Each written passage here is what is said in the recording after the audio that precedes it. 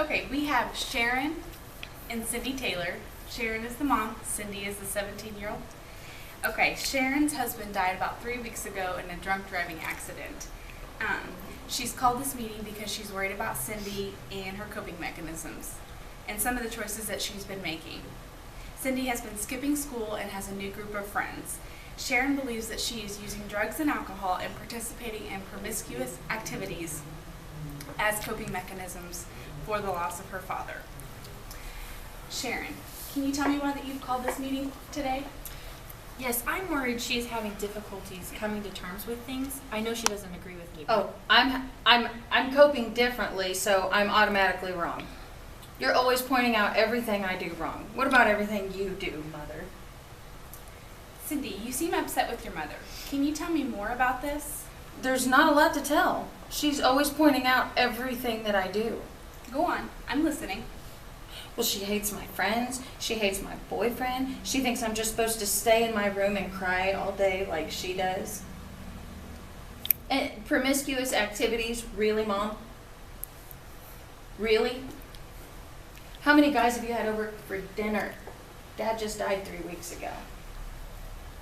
Did you start feeling like this before or after your father's death? Before. It's just gotten worse since then. She wants to point out everything I do so that nobody notices all the stuff that she's doing.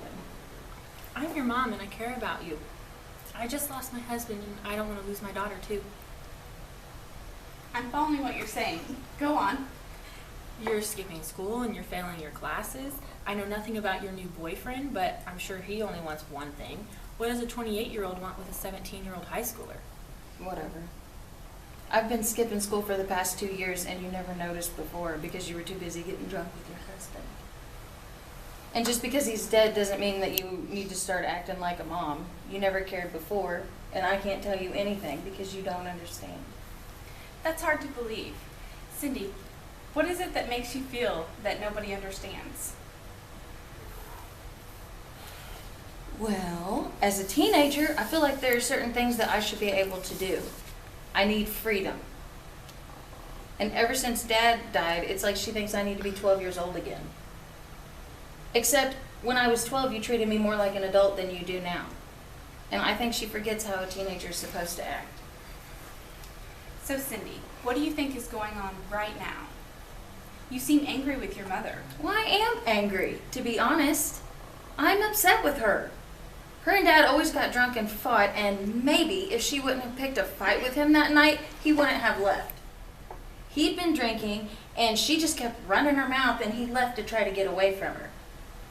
And maybe instead of sitting in this room right now with you two, I could have been fishing with my dad. Okay, let's see if we can figure this out.